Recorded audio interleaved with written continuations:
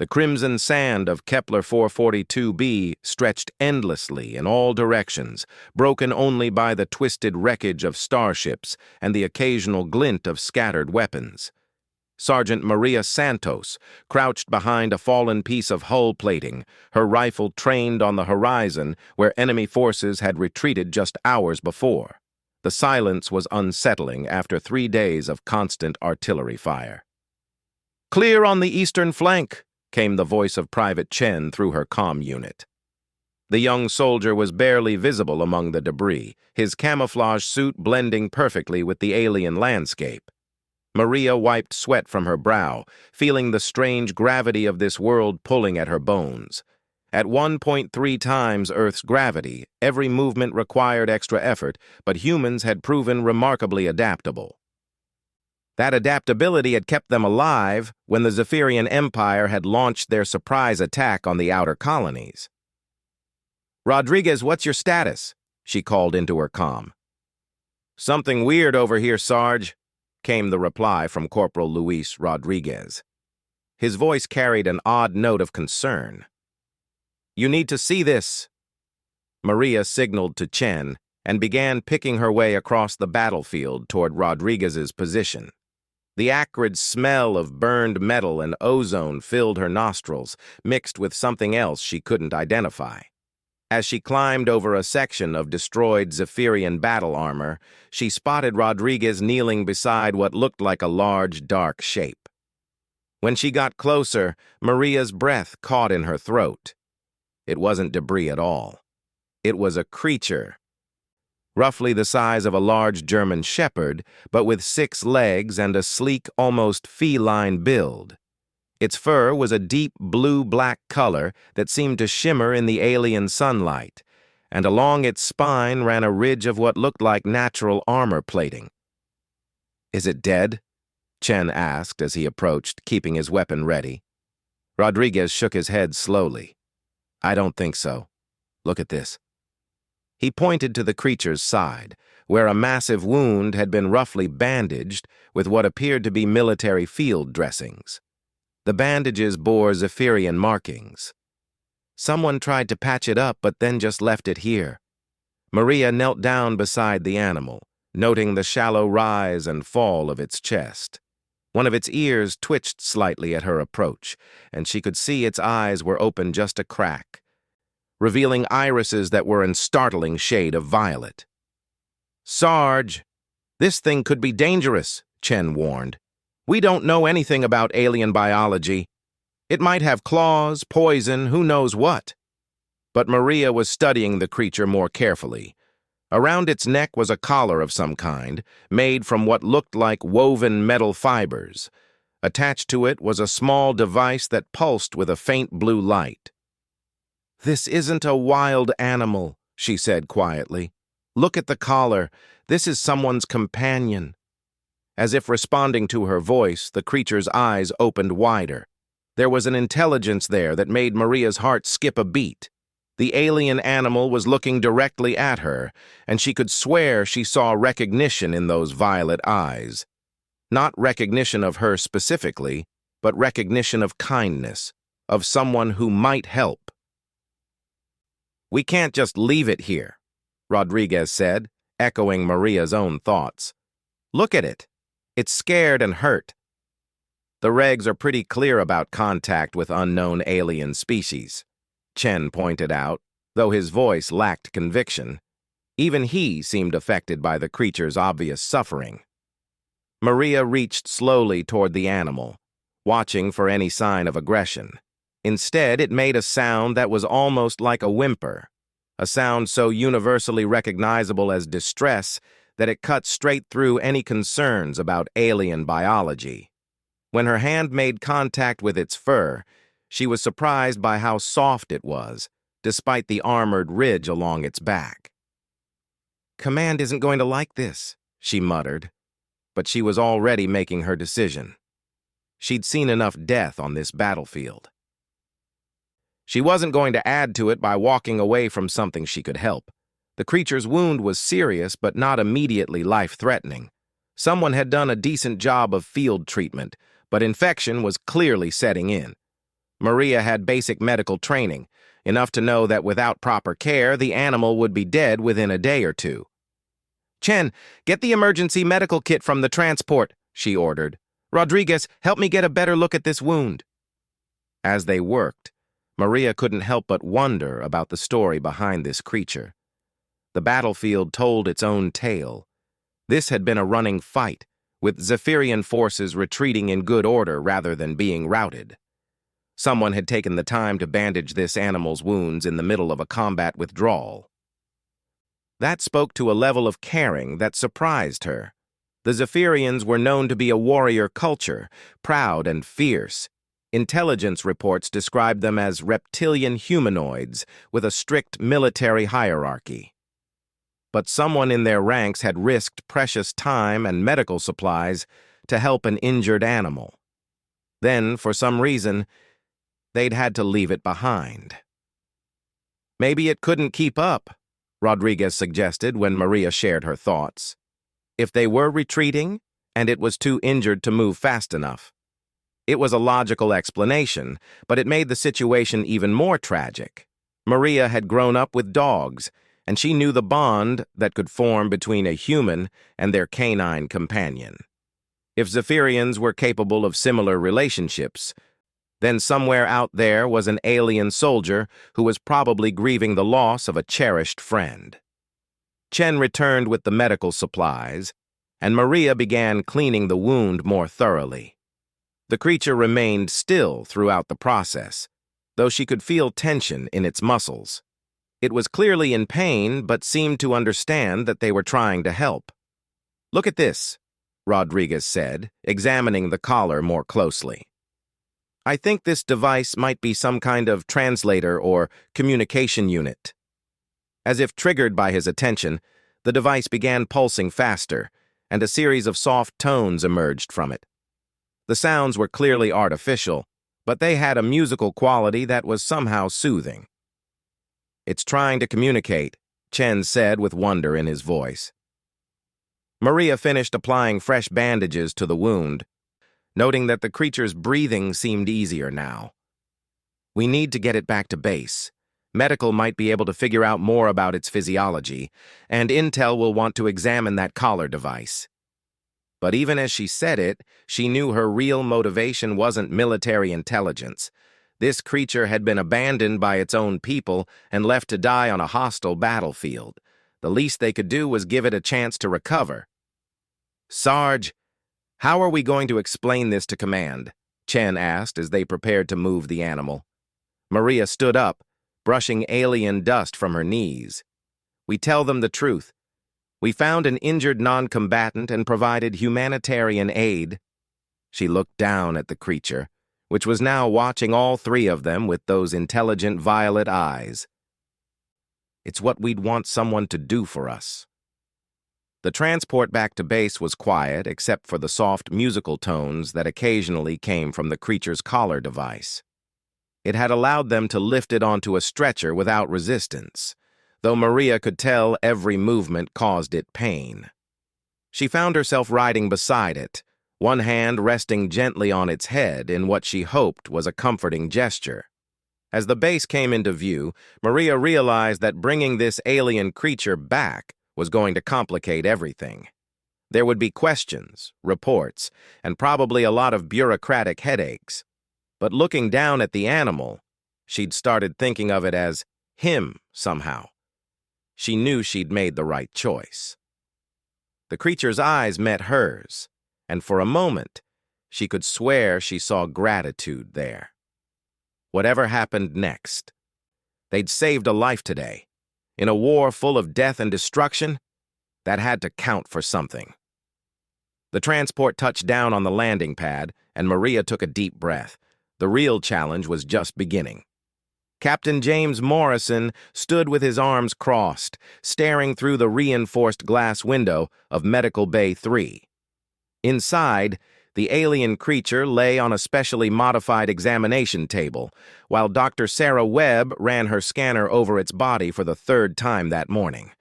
The animal's violet eyes tracked her movements with obvious intelligence, but it remained perfectly still during the examination. Sir, with respect, we did what any decent person would do, Sergeant Santos said from beside him. She'd been defending her decision for the past hour, ever since Morrison had finished reading her report. Sergeant, any decent person doesn't usually bring unidentified alien life forms into a military installation, Morrison replied, though his tone was more tired than angry. Do you have any idea how many protocols you've violated? Through the observation window, they watched Dr. Webb gently examine the creature's wounded side. The animal made soft sounds that seemed almost conversational, and the collar device responded with its musical tones. Webb was talking to it constantly, her voice soothing even through the intercom. "How's the patient, Doc?" Morrison asked into the comm unit. Dr. Webb looked up from her work. "Remarkably well, considering what he's been through.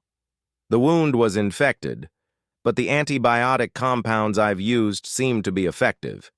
His body chemistry is surprisingly compatible with Earth-based mammals, at least when it comes to basic medical treatment. Any signs of aggression? None whatsoever. In fact, his behavior is remarkably similar to a domesticated canine. He's responsive to voice commands, shows clear signs of emotional intelligence, and seems to understand that we're trying to help him." She paused in her examination to scratch behind one of the creature's ears, and he made a sound that was unmistakably pleased. "Captain, I've been working with xenobiology for 15 years, and I've never seen an alien species display this level of social bonding behavior." Morrison rubbed his temples. Command was asking questions he couldn't answer, and the political implications of harboring an alien creature were giving him a headache. But watching the gentle interaction between Webb and the animal, he had to admit that Santos had been right about one thing. They couldn't have just left it to die. "What about the collar device?" he asked. Lieutenant Commander Sarah Kim from Intelligence stepped forward. She'd been quietly observing the examination while running her own analysis. "It's fascinating, Captain. The device appears to be a sophisticated translation matrix, but it's not just converting language. It's interpreting emotional content and intent as well." She activated her tablet, displaying a series of waveform patterns. When the creature makes sounds, the device analyzes not just the acoustic properties, but also physiological indicators like heart rate, breathing patterns, and even electromagnetic fields generated by neural activity. It then produces corresponding sounds designed to convey the same emotional and intentional content to the listener. "So it's talking to us?" Santos asked. "In a sense, yes. The sounds we're hearing are the device's attempt to translate the creature's emotional state and basic intentions into something we can understand. When Dr. Webb speaks to him, the device is doing the reverse, translating her intentions and emotional tone into something he can comprehend." Through the window, they watched as Webb offered the creature some water from a specialized dispenser she'd rigged up. He drank carefully, and the collar device produced a series of tones that somehow managed to convey gratitude. "There's something else," Kim continued. "I've been analyzing the construction of the collar itself, the materials, the craftsmanship, the sophistication of the electronics. This wasn't standard military issue. This was custom-made, probably by someone with significant resources and technical expertise." Morrison considered this. "You're suggesting this animal belonged to someone important?" "More than that. The level of care that went into creating this translation device suggests a deep emotional bond between the creature and its owner. We're not just looking at a military working animal here. This was someone's beloved companion."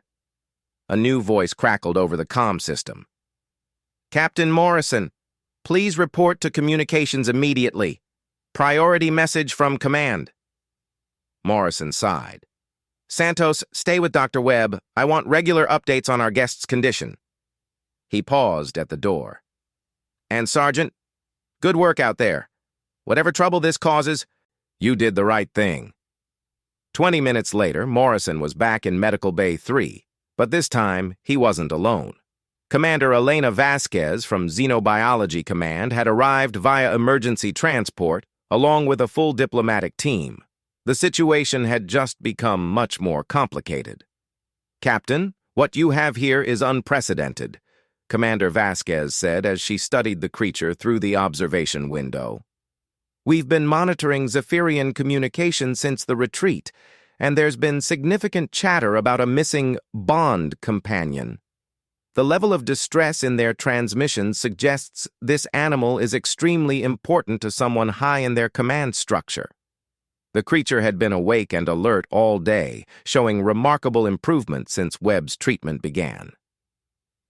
He was now sitting upright on the examination table, watching the growing number of humans with curious but unafraid eyes. "Sir, are we talking about returning him?" Santos asked, unable to keep the disappointment from her voice. "We're talking about an opportunity," Vasquez replied. "The war with the Zephyrians has been brutal for both sides. Casualties are mounting, resources are being depleted, and neither side has been able to gain a decisive advantage. But what we have here might be the key to opening diplomatic channels." She turned to face the group. "Think about it. Someone in the Zephyrian command structure is grieving the loss of a cherished companion. If we can reunite them, it demonstrates that humans are capable of compassion and mercy. It could be the first step toward peace negotiations." Dr. Webb looked up from her latest round of tests. "Commander, with respect, this animal has been through significant trauma. He's formed a bond with my team over the past day, and moving him again so soon could set back his recovery." As if understanding the conversation, the creature made a series of soft sounds. The collar device translated these into a complex melody that somehow conveyed sadness and uncertainty. "He knows we're talking about him," Santos said quietly. "Look at him. He understands." Lieutenant Rodriguez had been quiet throughout the discussion, but now he stepped forward. "Sir, I've been thinking about something. When we found him, he was bandaged but abandoned. What if his owner didn't have a choice? What if they had to leave him behind?" Kim nodded thoughtfully. "That's consistent with what I know about Zephyrian military culture. They value honor and duty above almost everything else. If someone was forced to abandon their companion due to military necessity, they'd be experiencing significant psychological distress." The creature suddenly became more animated, making urgent sounds toward the observation window. Everyone turned to see what had caught his attention. A young medical technician had entered the outer corridor, carrying what appeared to be food supplies. "He's hungry," Webb said with a smile. "I think he's learned to associate humans with food and care." She prepared a bowl of the specialized nutrients she'd been feeding him. "His appetite is a good sign. It means he's feeling secure enough to think about more than just survival." As they watched the animal eat, Morrison found himself genuinely impressed by the creature's resilience and intelligence. In less than 24 hours, he'd gone from near death to showing clear signs of recovery and adaptation. There was something remarkable about his ability to trust, especially after being abandoned by his own people. "Commander, what's the timeline on any potential diplomatic exchange?" he asked. "We're still in preliminary discussions with Command. The Zephyrians have agreed to a temporary ceasefire to discuss the return of what they're calling a sacred bond mate. But, Captain, we need to be very careful here. This animal represents more than just diplomatic opportunity. He's become a symbol of human compassion." Santos knelt down beside the observation window, placing her hand against the glass. The creature noticed and approached, pressing his nose against the barrier from his side. For a moment, human and alien regarded each other with obvious mutual affection. "Sir, whatever we decide, we need to make sure he's going to be safe," she said. "He trusted us when he had no reason to. We owe him that much." The collar device produced a soft, harmonious tone, and everyone in the room felt the same thing. This wasn't just about diplomacy or military strategy anymore.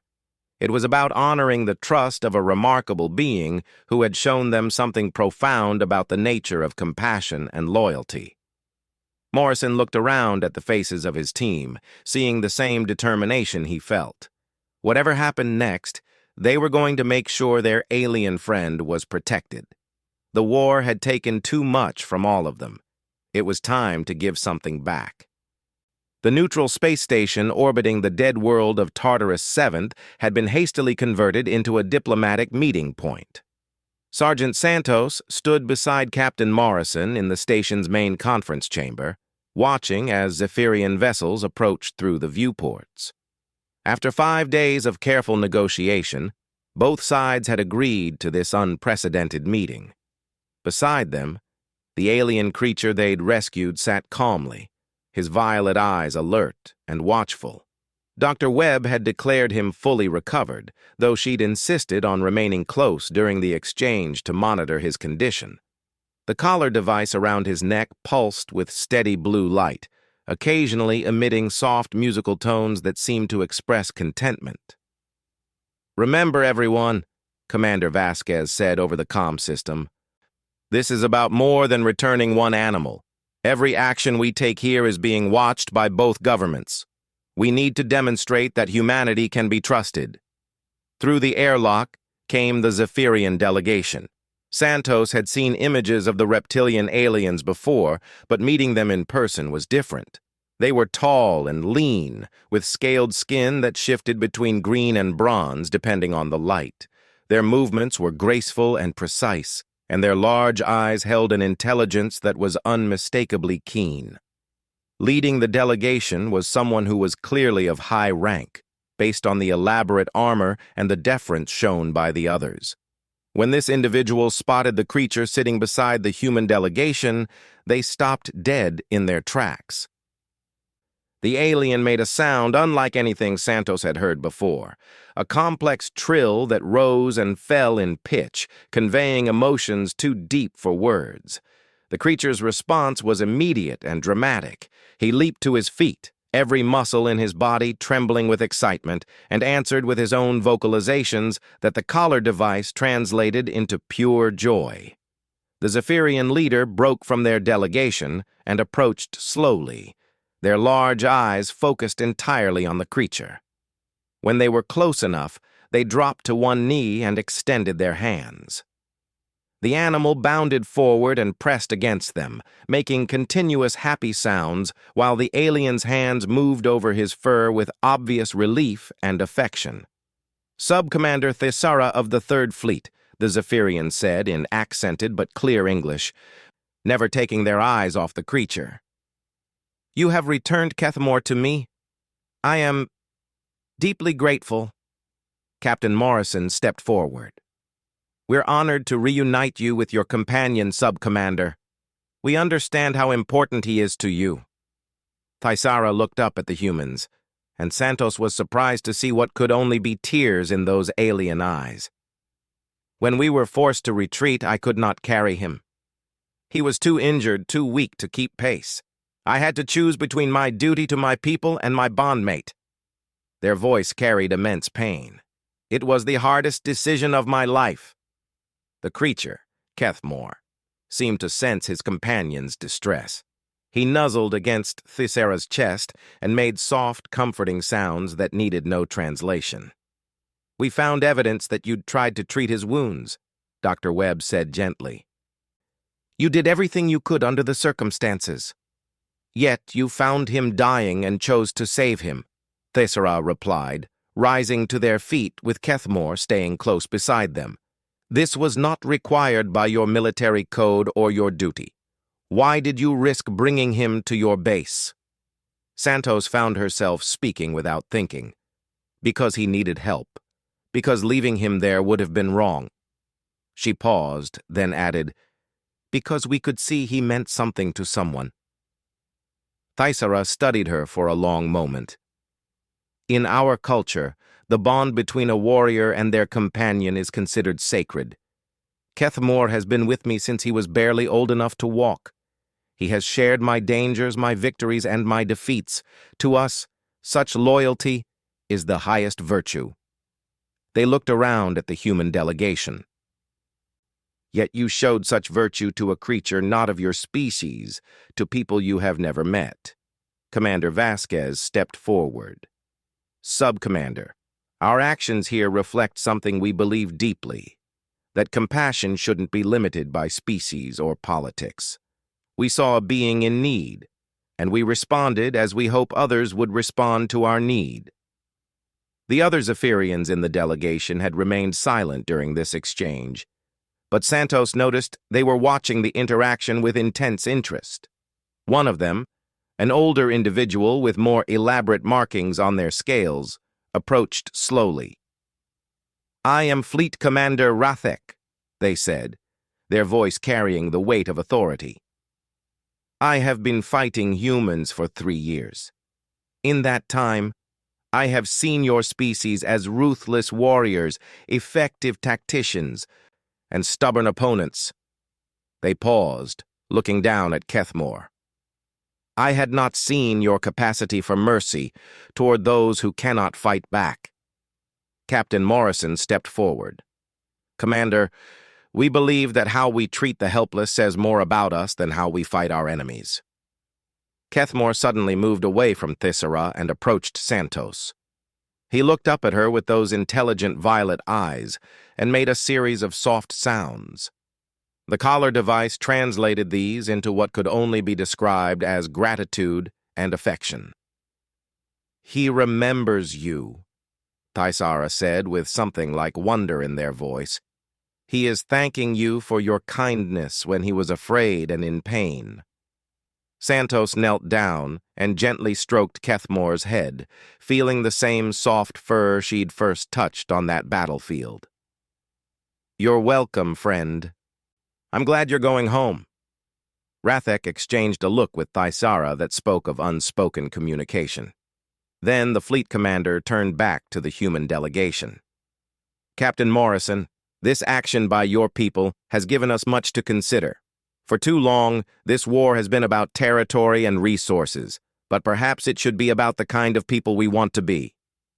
Over the next several hours, what had begun as a simple exchange became something much more significant. The Zephyrians shared stories of their bond-companion tradition, explaining how creatures like Kethmore were not just animals, but partners chosen for their intelligence and loyalty.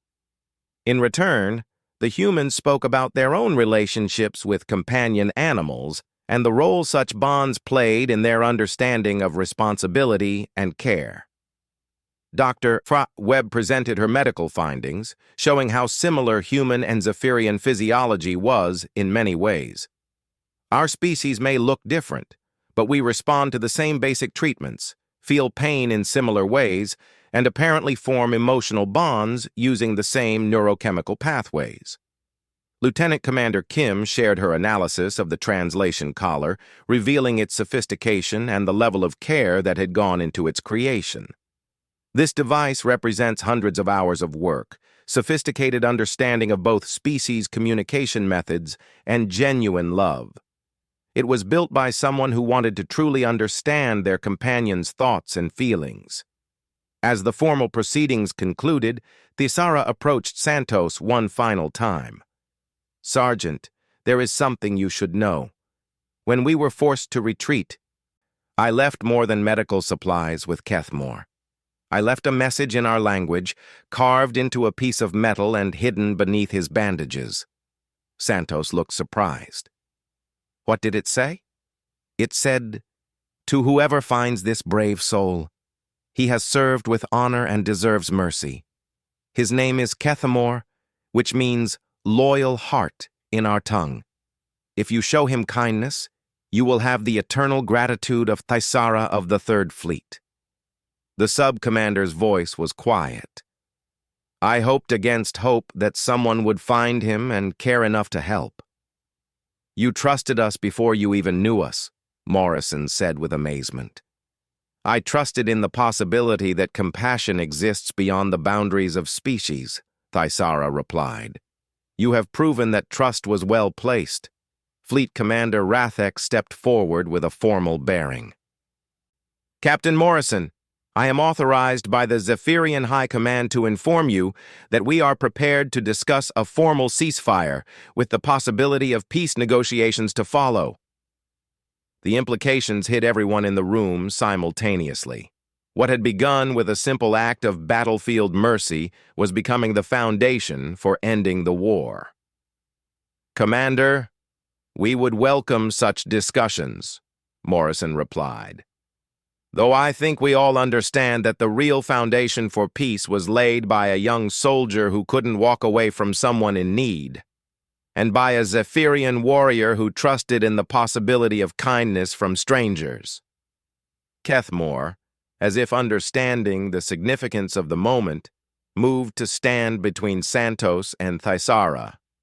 He looked back and forth between them, then sat down with obvious satisfaction, his collar device emitting a harmonious tone that seemed to say everything that needed to be said.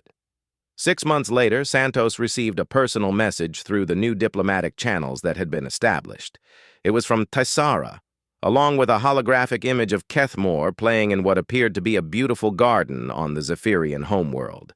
He looked healthy, happy, and whole. The message was simple. "Thank you for teaching us that the best of humanity lies not in how you fight, but in how you show mercy. Kethmore and I will never forget." The war had officially ended 2 months earlier, with the peace treaty signed in a ceremony attended by both species. At the signing, a special clause had been included establishing protection standards for all companion creatures serving with either military force. It was informally known as the Kethmore Protocol. Santos kept the holographic image on her desk at her new posting as a liaison officer for human Zephyrian cooperation initiatives. Whenever young soldiers asked her about the war or about working with alien species, she would show them the picture and tell them about a battlefield decision that had changed everything. Sometimes, she would tell them, the most important battles aren't fought with weapons. They're fought with choices about who we want to be when nobody's watching, and nothing requires us to be better than we are.